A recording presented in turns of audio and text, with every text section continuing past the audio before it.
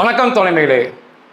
கூத்தாடிகளுக்கு அடிவருடியாக இருந்து, கூத்தாடிகளுக்கு அடிமைகளாக இருந்து, தொடர்ச்சியாக கூத்தாடிகளை தன்னை ஆள வைத்து மகிழும் ஒரே தேசமாக, மாநிலமாக தமிழ்நாடு போயிருக்கிறது. உண்மையாகவே மிக வெட்கமாக இருக்கிறது இதை இப்படி பேசுவதற்கு.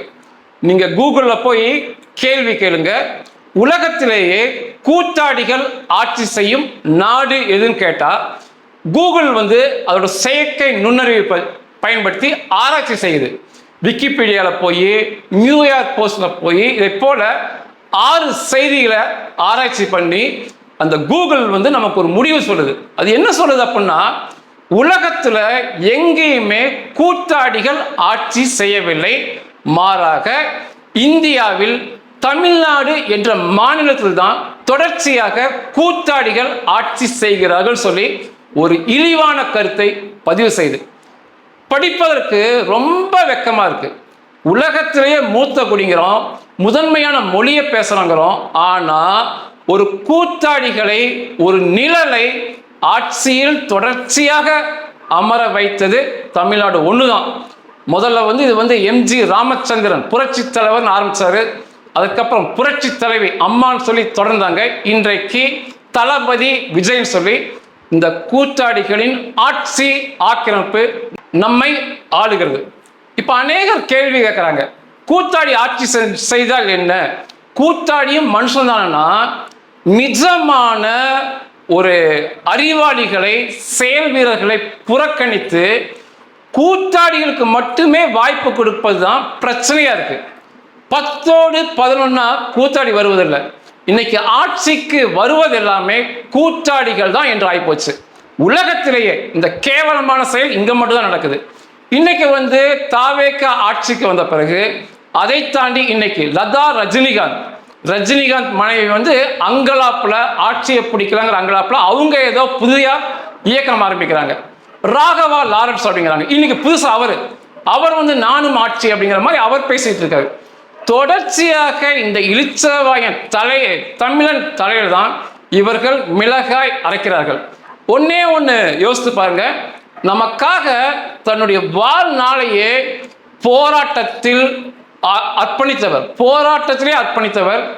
ஒரு பைசா சொத்து சேர்க்காதவர், வீம்பாக ஒரு சிறிய ஊழலை செய்யாதவர், தனக்கு கொடுத்த பணத்தையும் திருப்பி கொடுத்தவர் ஐயா நல்லக்கண்ணு அவர்கள் ஒரு கவுன்சிலராக கூட ஜெயிக்கல. அதை தாண்டி இந்த தமிழ்நாட்டை ஆட்சி செய்வது பூராமே கூத்தாடிகள் என்ற வெட்கக்கேடான கருத்தை நம்மால் மறுதளிக்கவே இயலாது. இதுதான் எனக்கு ஆதங்கம். கூத்தாடிகளும் மனிதர்கள் தான், ஆனா கூத்தாடிகள் மட்டுமே ஆட்சி செய்வது ஏற்றுக்கொள்ள முடியாத மிகப்பெரிய அங்கலாப்பா இருக்கு. இத்தனை கோடி மக்களை ஆட்சி செய்பவன் நிச்சயமாக சிந்திக்க தெரிந்தவனாக இருக்க வேண்டும், செயல் வீரனாக இருக்க வேண்டும். கூத்தாடிக்கு எதுவுமே தெரியாது. கூத்தாடிக்கு சிந்திக்கும் திறன் என்பதே கிடையாது. பிறர் சொல்லுவதை கேட்டு அதை போல நடிப்பவன் தான் கூத்தாடி. பெண்களை பாதுகாக்கும் வேஷத்திலையும் நடிப்பான், பெண்களை பாலியல் வன்முறை செய்யும் வேஷத்திலையும் நடிப்பான். அவனுக்கு எந்தவித குறிக்கோளும் கோட்பாடும் கிடையாது. ஒரே குறிக்கோள், பணம் மட்டுமே குறிக்கோளாக கொண்டு கூத்தாடிகள் இந்த சமுதாயத்துக்கு செய்தது எல்லாமே ஆபாசங்கள், வன்முறைகள், பிறன் மனைவியை கவர்தல், பிறன் காதலியை கவர்தல் சொல்லி இந்த சமுதாயத்துக்கு தேவையில்லாத கருத்துக்களை விதைத்தது மட்டுமே கூத்தாடிகளின் பெரும் தொண்டாக இருக்கிறது.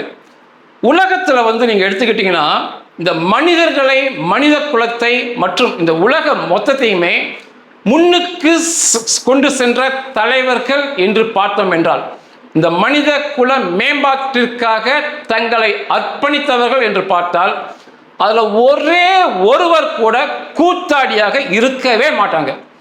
எனக்கு மிகவும் பிடித்த மக்களை மாற்றிய போராளி அப்படின்னா முதலாக நான் இயேசு கிறிஸ்துவை சொல்லுவேன். நீங்க அவரை கடவுளாலாம் பார்க்க வேண்டாம், சக மனிதராகவே பாருங்க.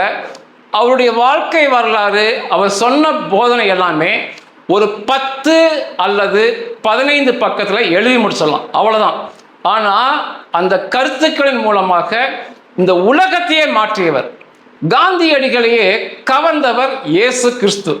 இந்த வன்முறை, கண்ணுக்கு கண், பல்லுக்கு பல், இதெல்லாத்தையும் விட்டுக்கிட்டு, ரத்தத்திற்கு ரத்தம் இதெல்லாம் விட்டுக்கிட்டு, ஒரு கன்னத்தில் அடிச்சா இன்னொரு கன்னத்தை திருப்பி காட்டு, எப்படி வன்முறை வரும் என்று பார்க்கிறேன் என்று பதிவு செய்தவர் இயேசு கிறிஸ்து. பணம் படைத்தவன் கோடீஸ்வரன் நிச்சயமாக சொர்க்கத்திற்கு செல்லவே முடியாது என்று ஆணித்தரமாக இந்த பணம் படைத்தவன் எல்லாம் பொல்லாதவன் என்று பதிவு செய்தவர் இயேசு கிறிஸ்து.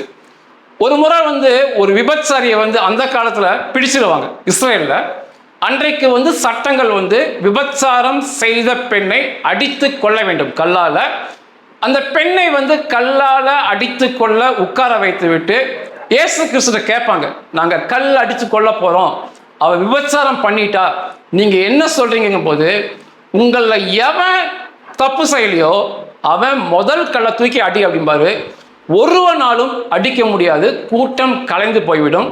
அதுக்கப்புறம் அந்த பெண்மணியை கூப்பிட்டு இனிமேல் இதை போன்ற காரியத்தை செய்யாதேன்னு சொல்லி அனுப்பியிருப்பார். இப்படி உலகத்திற்கு தேவையான கருத்தை விதைத்தவர் இயேசு கிறிஸ்து. அதுக்கப்புறம் என்னுடைய மனதை கவர்ந்தன்னு பார்த்தா தமிழீழ போராளிகளின் தலைவர். இப்படி ஒரு மனித பிறப்பு இருக்குமா என்று இன்றைக்கு வரைக்கும் என்னால் நம்பவே முடியல.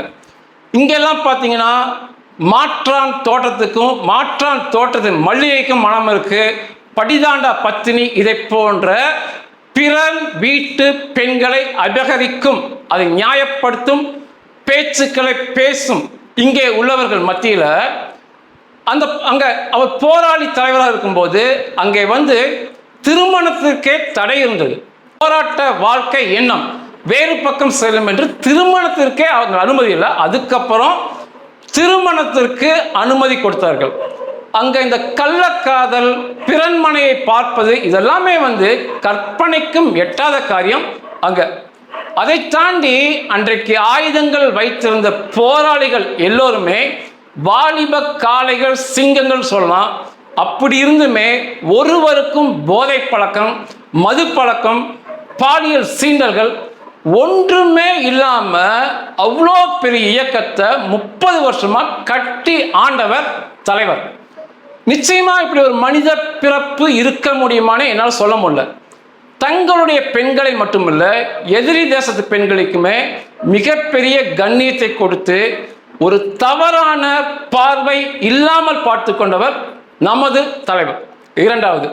மூன்றாவது எனக்கு சே குவாரா ரொம்ப பிடிக்கும். எங்கோ பிறந்தவர், வசதியான குடும்பத்தில் பிறந்தவர், ஆஸ்துமா நோயாளி. ஆனால் நாடுகளை தாண்டி கியூபாவுக்கு கியூபாவுக்காக ஆயுதம் மேந்தி போராடி கியூபாவிற்கு அமெரிக்காவை எதிர்த்து விடுதலை வாங்கி கொடுத்தவர் சே குவாரா. அவர் கியூபால அவர்கள் ஆட்சிக்கு வந்த பிறகு ஃபிடல் தலைவராக போறாரு, இவர் இணைத்தலைவராக வருவார் சே குவாரா.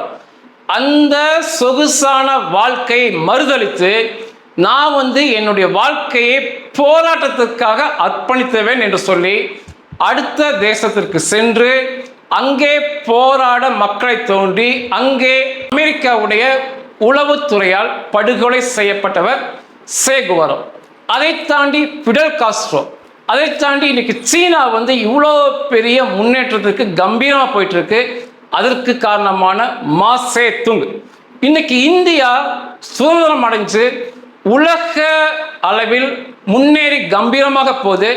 அதற்கு காரணமாக இருந்த மகாத்மா காந்தியடிகள்.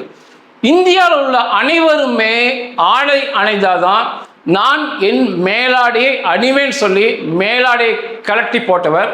இங்கிலாந்துக்காரங்க அவரை பார்த்து பக்ரி, அரை நிர்வாண பக்ரின்னு சொல்லும் போதுமே அதை பற்றி சட்டை செய்யாமல் இந்த மக்கள் முழுவதுமாக எல்லாம் கிடைக்கும் போதுதான் நானும் அப்படி வாழ்வேன்னு சொல்லி இவ்வளோ பெரிய தேசத்திற்கு சுதந்திரம் வாங்கி கொடுத்து ஆட்சி பொறுப்பை கேட்டு பெறாதவர் மகாத்மா காந்தியடிகள் அவர்கள். அதை தாண்டி நீங்கள் நெல்சன் மண்டேலா பார்க்கலாம். அமெரிக்காவில் மார்ட்டின் லூதர் கிங் கருப்பினர் விடுதலைக்காக போராடியவரை பார்க்கலாம். இப்போ நீங்கள் இங்கே பார்த்தீங்கன்னா தமிழ்நாட்டில் தந்தை பெரியாரை பார்க்கலாம். பெருந்தலைவர் காமராஜர் மிகப்பெரிய போராளி. மாணவர்கள் படிக்க வேண்டும் என்றால் ஒரு சத்தான உணவு, அந்த ஏழை மாணவர்களுக்கு அவசியம் என்று இன்னைக்கு சத்துணவு வந்து மதிய உணவு காலை உணவுன்னு சொல்லி எப்படியோ முன்னேறி தமிழ்நாடு போயிருக்கு. அதற்கு பிள்ளையார் சுழி போட்டு ஆரம்பித்து வைத்தவர் பெருந்தலைவர் காமராஜர். அவருடைய ஆட்சி காலத்தில் பள்ளிகளில் பணக்காரன் வந்து பட்டாடை உடுத்தி வருவான், ஏழை பிள்ளைகள் கிழிந்த ஆடை உடுத்தி வருவாங்க. ஒரு போராளிங்கிறது அதுதான், எல்லோரும் ஒரே மாதிரி இருக்குன்னு சொல்லி சீருடையை அறிமுகப்படுத்தியவர். இப்படி பெருந்தலைவர் காமராஜர், பேரறிஞர் அண்ணா, பாபா சாஹேப் அம்பேத்கர், இப்படி உலக மக்களை முன்னுக்கு கொண்டு வந்தவர்கள் யாருமே கூத்தாடிகள் அல்ல. நிஜ வாழ்க்கையில் சக மனிதர்களாக இருந்தவர்கள் தான் இவ்வளோ பெரிய ஒரு கதாநாயகி வேலையை செஞ்சவங்க. ஒரு காலமும் கூத்தாடியால ஒரு நல்ல செயலை செய்துவிடவே முடியாது. கூத்தாடின்னு பார்த்தீங்கன்னா ஒரு டெலிவரி பாய்ன்னு சொல்லலாம். அதாவது ஒரு டைரக்டர் சொல்லுவதை நமக்கு நடித்து காட்டும் ஒரு கோமாளியை போன்றவர்கள் தான் கூத்தாடிகள். ஒரு படம் வந்து, ஒரு திரைப்படம் வந்து உங்கள் மனதில் ஒரு புரட்சியை ஏற்படுத்துதுன்னா அதற்கு காரணம் கூத்தாடி அல்ல, அதற்கு காரணம் அந்த படத்துடைய இயக்குனர், அவருடைய சிந்தனை தான் அந்த படம். ஒரு வசனங்கள் வந்து உங்களுடைய மனதை தீப்பற்ற வைக்கிறது, ஒரு பாடல் வரி உங்கள் மனதை தீப்பற்ற வைக்கிறதுனா வசனம் எழுதிய ஆசிரியர், பாடல் ஆசிரியர் தான் காரணமாக வருவார்களே ஒழிய அதற்கு நடித்த கூத்தாடி அல்ல. அது அந்த கூத்தாடி அல்ல, எந்த கூத்தாடி நடிக்க வச்சாலும் அந்த படம் வெற்றி பெறும், அந்த கருத்து உங்கள் மனசை வந்து சேரும். அதை விடுத்து ஒரு டெலிவரி பாயாக இருக்கக்கூடிய நமக்கும், அதாவது மனிதர்களுக்கும் சிந்தனை உள்ளவருக்கும் இடையே புரோக்கர் போன்று செயல்படக்கூடிய கூத்தாடியை அவர்கள்தான் அந்த கருத்துக்கு சொந்தக்காரர்கள் என்று எண்ணி அவர்களை தூக்கி மகிழ்வது உண்மையாகவே அபத்தமான செயல். ஒரு மிகப்பெரிய இயற்கை பேரழிவு, சுனாமி, மழை, வெள்ளம் வருது, நம்மை காப்பாற்ற கூத்தாடி வருவதில்லை, சக மனிதர்கள் தான் வராங்க. அரசாங்கத்துக்கு எதிராக மிகப்பெரிய போராட்டம் நடைபெறுகிறது, கூத்தாடி வருவதில்லை, சக மனிதர்கள் தான் வராங்க. அநீதிக்கு எதிராக ஒரு மிகப்பெரிய போராட்டம் குரல் எழுகிறது, கூத்தாடி வரமாட்டான், சக மனிதர்கள் தான் வருவாங்க.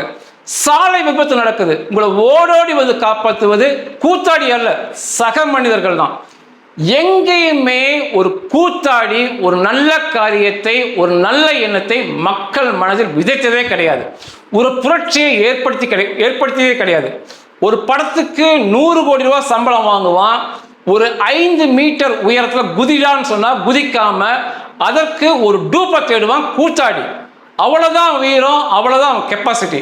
மாறாக கூத்தாடி முழுக்க முழுக்க உண்மையாக செய்யும் காரியம் என்னவென்றால், சக நடிகையோடு காதல் காட்சிகள் நடிக்கும் போது, கற்பழிக்கும் காட்சி நடிக்கும் போது அவன் அதுல மட்டும் மிக சிறப்பாக நடிப்பானே ஒழிய ஒரு வீரமான சண்டைகள், வீரமான சாகசங்கள் எதுவுமே 100 கோடி வாங்கிட்டு கூட இந்த கூத்தாடி நிஜத்தில் செய்ததே கிடையாது. அத்தனையுமே டூப் தான் பண்றாங்க. இங்க தமிழ்நாடு எடுத்துக்கிட்டீங்கன்னா புரட்சி தலைவர்ங்கிறோம். என்னுடைய பார்வையில இன்னைக்கு வந்து கல்வி தந்தைகள் தனியார் கைகளில் உயர்கல்வி, தனியார் கல்வி சிக்கி நம்முடைய வருமானத்தில் இன்னைக்கெல்லாம் எப்படின்னா, ஒரு குடும்பத்தில் வருகின்ற வருமானத்தில் 3/4 கல்வி தந்தைகளும் மருத்துவ தந்தைகளும் நம்ம புடுங்குறானுங்க.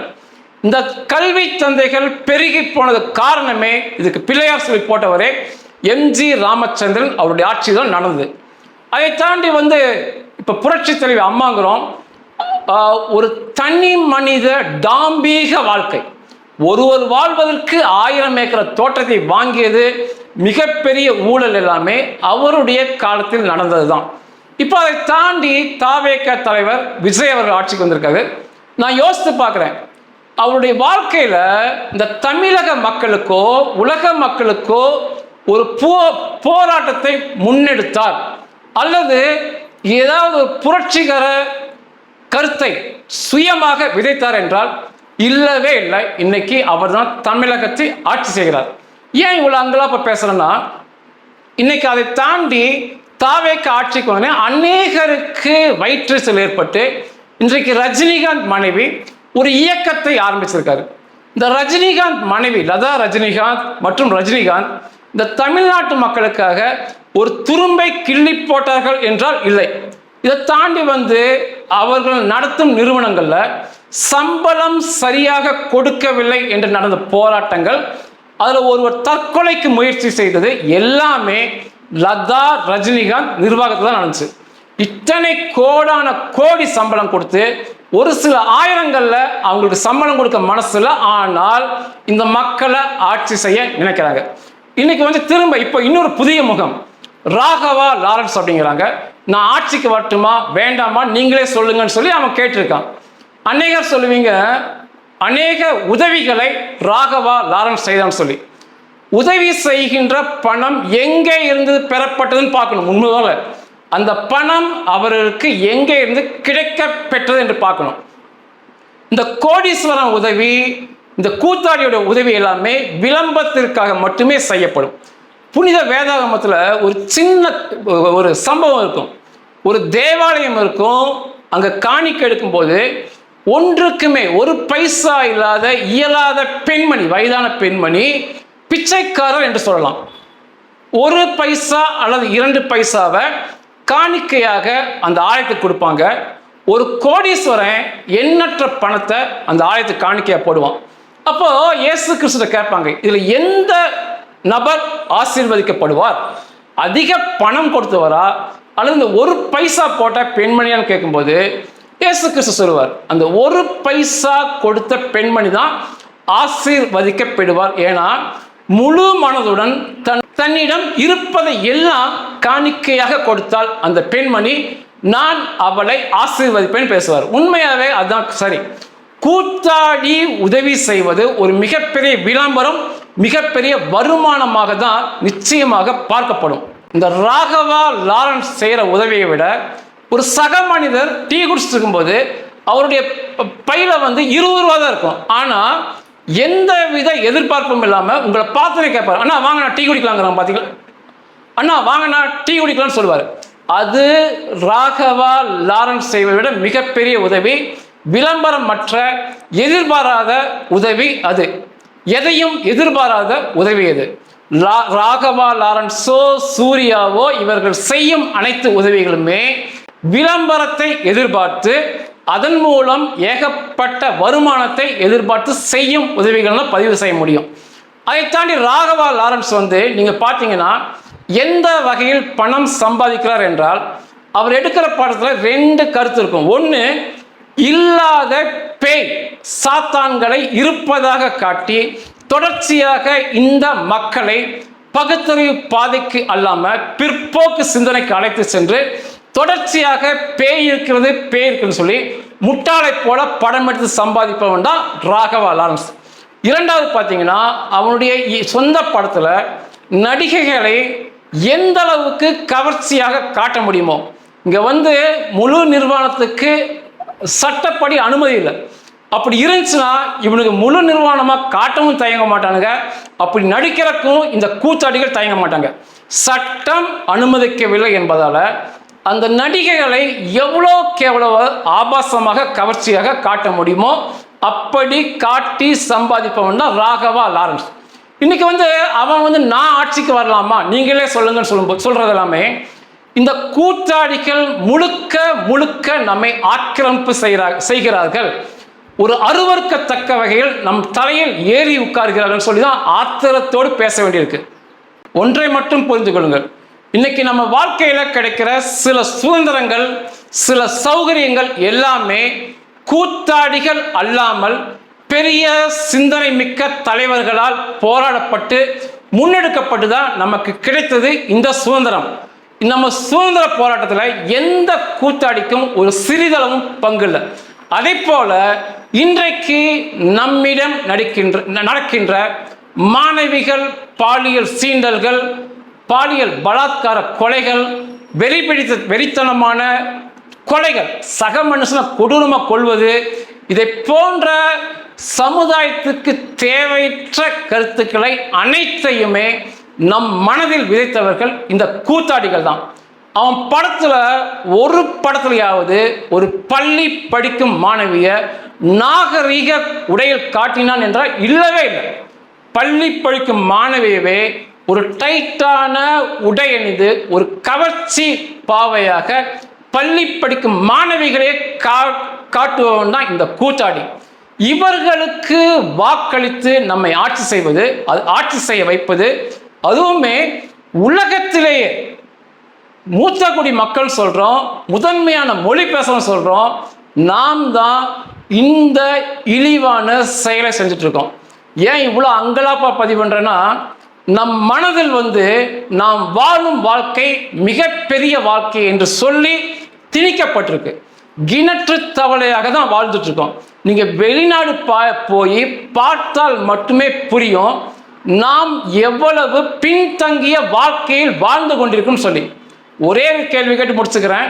நீங்க பார்க்குற யாரா வேணா இருங்க, உங்களுக்கு பிடித்தமான உணவு, அடிப்படை உணவை, உங்களுக்கு பிடித்தமான உணவை தினமும் உண்கிறீர்களா? இல்லவே இல்லை. கிடைத்ததை விலை மலிவானது தான் பேரம் பேசி வாங்கி சாப்பிட்றோம், அவ்வளோதான் முடியுது. அதே போல நமக்கு பிடித்த உடையை, ட்ரெஸ், நமக்கு பிடிச்சமானதை அணிகிறோம் அப்படின்னா இல்லவே இல்லை. விலை கேட்டுக்கிட்டு வருத்தத்தோடு நம்மிடம் அந்த பணம் இல்லைன்னு சொல்லி வாங்காமல் வந்த காலம்தான் அதிகம். நமக்கு பிடித்தமான வீடுகளில் வாழ்கிறோமானா இல்லவே இல்லை. இப்படி அடிப்படை வசதிகள் எதுவுமே நம் மனதிற்கு பிடித்ததை செய்ய முடியாம தான் நம்ம வாழ்க்கையை வாழ்ந்து முடிக்கிறோம். இதோட இது போகட்டும், நம்ம பிள்ளைகளாவது இன்னைக்கு யோசித்து பாருங்க. உங்க பிள்ளைகள், நமது பிள்ளைகள், அப்பா எனக்கு இது வேணும், அம்மா எனக்கு இது சாப்பிட வேணும் கேட்டு வாங்கி கொடுக்க முடியாத காலங்கள் தான் அதிகம். இந்த உடை வேணும் அப்பா, இந்த உடை வேணும் அம்மான்னு கேட்டு வாங்கி கொடுக்க முடியாத காலம்தான் அதிகம். நம்மோடு இதெல்லாம் போட்டும் நிஜத்தில் ஒரு நாடு நன்றாக ஆட்சி செய்யப்பட வேண்டும் என்றால் சிந்தனை திறனுள்ள, செயல்திறனுள்ள தலைவர்கள் மட்டுமே நமக்கு தேவை.